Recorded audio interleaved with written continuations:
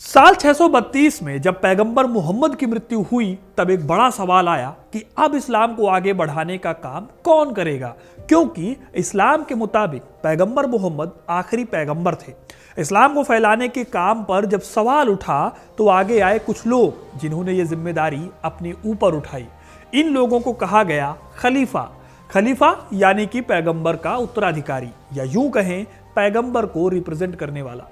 इस्लाम में कुल 4 सबसे पवित्र खलीफा हुए, अबू बकर, उमर, उस्मान और अली। इन चारों खलीफाओं ने इस्लाम को अरब से लेकर यूरोप की बाउंड्रीज तक पहुंचा दिया था। लेकिन इन 4 में से 3 खलीफा में एक बात जो है वो कॉमन है, इन तीनों की हत्या हुई थी। आज मैं आपको बताऊंगा कि ये 4 खलीफा थे कौन और क्यों उनमें से 3 की हत्या हुई, और अबू बकर जिनकी हत्या नहीं हुई थी उनके साथ आखिरी वक्त में क्या हुआ था। ये सब जानने के लिए वीडियो को एंड तक देखना पड़ेगा, क्योंकि अपना इतिहास नहीं जानोगे तो खुद को कैसे पहचानोगे। जब पैगंबर मोहम्मद की मृत्यु हुई तो कई लोग ये मानने को भी तैयार नहीं थे कि पैगंबर अब नहीं रहे। अपनी मृत्यु के आखिरी पलों में उन्होंने एक प्रार्थना सभा में अबू बकर को लीड करने को कहा। इस प्रार्थना के बाद वो अपनी पत्नी आयशा के पास चले गए और वहीं उनका निधन हो गया। जब पैगंबर मोहम्मद की मृत्यु हुई तो तुरंत 3 ग्रुप उठ खड़े हुए जो मोहम्मद की लेगेसी पर अपना हक जताना चाहते थे। पहले थे अंसार, ये वो लोग थे जो मदीना के असली निवासी थे। दूसरे थे मुहाजिर, ये वो 72 लोग थे जो पैगंबर मोहम्मद के साथ मक्का से मदीना आए थे। और तीसरे लोग वो थे जो चाहते थे कि पैगंबर मोहम्मद की फैमिली से ही कोई खलीफा बने। इन लोगों को बानू हाशिम कहा गया। यह ग्रुप मोहम्मद की बेटी फातिमा और दामाद अली को सपोर्ट कर रहा था। इन सभी ग्रुप्स में अंसार का इंपैक्ट सबसे ज्यादा था। इसलिए अबू बकर और उमर अंसार कबीले से मिले और उन्होंने अबू बकर को अपना समर्थन दे दिया। इस तरह से इस्लाम के पहले खलीफा बने अबू बकर। लेकिन जैसा कि मैंने आपको बताया कि 3 ग्रुप खड़े हुए थे पैगंबर साहब की मृत्यु के बाद, तो इसका असर आगे आने वाले खलीफाओं पर भी दिखता है। इस्लाम के इन 4 पवित्र खलीफाओं को राशिदुन खलीफा कहा जाता है। इसमें अबू बकर को छोड़कर सभी का अंत जो था वो बहुत हिंसक हुआ। उनकी कहानियां न केवल इस्लामी साम्राज्य के विकास को उजागर करती हैं, बल्कि इस्लाम के शुरुआती सालों में होने वाली उथल पुथल को भी दिखाती हैं। अब मैं आपको एक एक करके इन सभी खलीफाओं के बारे में बताऊंगा, उनके अचीवमेंट्स और उनके आखिरी वक्त के बारे में। दोस्तों, पहले खलीफा अबू बकर पैगंबर के बेहद खास हुआ करते थे। वो हर कदम पर मोहम्मद के साथ खड़े रहे थे। पैगंबर उनको अपना सलाहकार मानते थे। इसलिए अबू बकर के खलीफा बनने पर कम लोगों की ही नाराजगी थी। लेकिन बकर सिर्फ 2 साल के लिए खलीफा रहे, यानी 632 से 634 ईस्वी तक। इस दौरान उन्होंने अरब जनजातियों के विद्रोहों को खत्म कर दिया। इन 2 सालों में उन्होंने जो लड़ाई लड़ी उन्हें रिद्दा कहा जाता है। असल में पैगंबर की मृत्यु के बाद अरब की कुछ जनजातियां थी जो फिर से मूर्ति पूजा की तरफ वापस लौटने की कोशिश कर रही थी। इसीलिए अबू बकर ने अपनी सेना को मजबूत करके इन जनजातियों को दोबारा इस्लाम के झंडे के नीचे खड़ा किया। अबू बकर ने ही कुरान को भी कंपाइल कराया, जिसमें अल्लाह का संदेश था। इस तरह से 2 सालों के अंदर उन्होंने इस्लाम की नींव को और भी ज्यादा मजबूती देने का काम किया। लेकिन साल 634 ईस्वी में उनकी मृत्यु हो गई। ये पहले और अकेले खलीफा थे जो नेचुरल रीजंस की वजह से मरे। इनके साथ कोई हिंसा नहीं हुई। लेकिन आगे चलकर जो बाकी के 3 खलीफा थे उनकी बेरहमी से हत्याएं की गई। जब अबू बकर की मृत्यु का वक्त आया दोस्तों, तो सबको लगा कि पैगंबर के दामाद यानी अली इब्न तालिब अगले खलीफा बनेंगे। लेकिन अबू बकर ने ऐसा किया नहीं।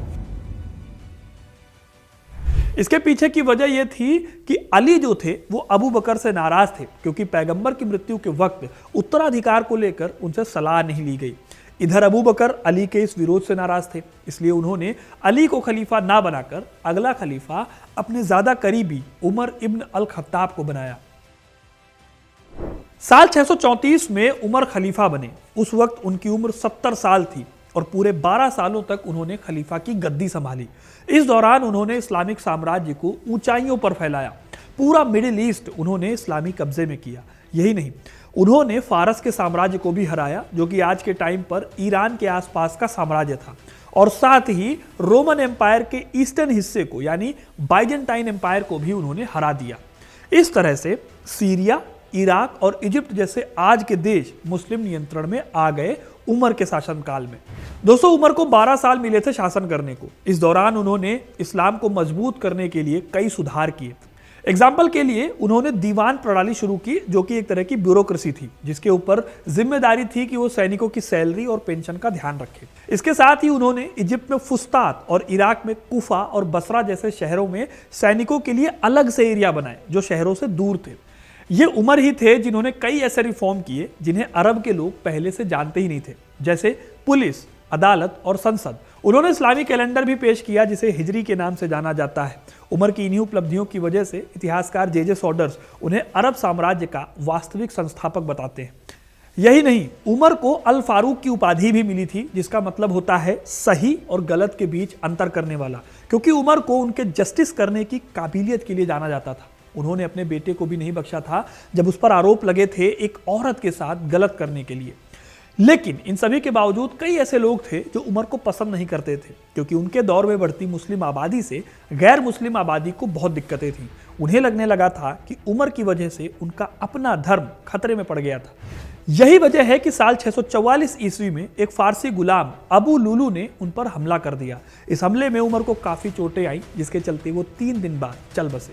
उनकी मृत्यु के टाइम पर खलीफा के लिए 2 ही उम्मीदवार बचे थे, एक उस्मान और दूसरे अली।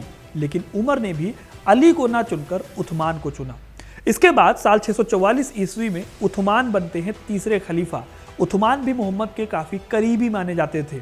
उस्मान उमय्यद परिवार से आते थे, जो कि काफी प्रभावशाली परिवार था। इनके ही शासनकाल के दौरान मिस्र और फारस यानी आज के ईरान के बचे कुचे हिस्सों पर कब्जा किया गया और राशिदुन खलीफा और भी ज्यादा मजबूत हुआ। उस्मान ने कुरान के पाठों को स्टैंडर्डाइज किया और एक स्टैंडर्ड टोन सेट की, जिससे कि पूरी इस्लामी दुनिया आज भी उसी हिसाब से कुरान को पढ़ती है। शुरुआत में तो उस्मान ने काफी अच्छा काम किया, लेकिन कुछ ही सालों बाद उन्हें नापसंद किया जाने लगा। दरअसल उस्मान पर आरोप लगे कि उन्होंने इस्लामिक शासन में परिवारवाद को बढ़ावा दिया। ऐसा इसलिए क्योंकि उस्मान ने अपने करीबियों को बड़े बड़े पद दे दिए थे। इससे मुस्लिम गुटों में उनके खिलाफ विद्रोह की स्थिति पैदा हुई। ऊपर से लगातार अरब वर्ल्ड जो था वो झगड़ों में फंसा हुआ था, जिसके चलते महंगाई बढ़ गई थी और लोग परेशान थे। इन सब के चलते 656 ईस्वी में जब मदीना में वो अपने घर में अपने परिवार के साथ बैठे हुए थे, तब मिस्र और इराक के विद्रोहियों ने हमला कर दिया। जब उनके हमलावरों ने हमला किया तब वो कुरान पढ़ रहे थे। उनकी पत्नी नैला ने उन्हें बचाने की कोशिश की, लेकिन वो ऐसा कर नहीं पाए। ये पहली बार था जब किसी मुस्लिम नेता की मुसलमानों द्वारा ही हत्या कर दी गई। ये एक बेहद चौंकाने वाली घटना थी, जिसने इस्लाम की जो एकता थी उसमें दरार डालने की पहली कोशिश हुई। ये एक बेहद चौंकाने वाली घटना थी जो इस्लाम की एकता में बढ़ती दरारों को दिखाती थी। साल 656 ईस्वी में उस्मान की मृत्यु के बाद पैगंबर के चचेरे भाई अली इब्न अली तालिब को चौथे खलीफा के रूप में स्थापित किया गया। लेकिन अली अभी भी कई मुस्लिम गुटों द्वारा पसंद नहीं किए जाते थे। खास तौर पर सीरिया के गवर्नर और उस्मान के रिश्तेदार मुआविया अली को पसंद नहीं करते थे। सबसे पहले मुआविया ने अली से उस्मान के लिए न्याय की मांग की। इससे हुआ यह कि दोनों के बीच में झगड़ा बढ़ा। इस झगड़े ने इस्लाम के पहले गृह युद्ध को जन्म दिया, जिसे कि फितना कहा जाता है। इस युद्ध में अली के खिलाफ कई मुस्लिम गुट खड़े हुए। विरोध करने वाले इन लोगों में पैगंबर की विधवा आयशा भी शामिल थी, जिन्होंने कैमल नाम की जगह पर हुई लड़ाई में अली को चैलेंज किया। हालांकि अली इस युद्ध को जीत गए, लेकिन ये एक ऐसा गृह युद्ध था कि अली की स्थिति कमजोर होती चली गई। फिर भी अगर देखा जाए तो अली ने कई अच्छे कदम उठाने की कोशिश भी की, जैसे कि खलीफा की राजधानी को उन्होंने कुफा में ट्रांसफर किया और खलीफा की ताकत को मजबूत करने की कोशिश की। लेकिन लगातार विरोध के चलते अली ज्यादा कुछ कर नहीं पाए।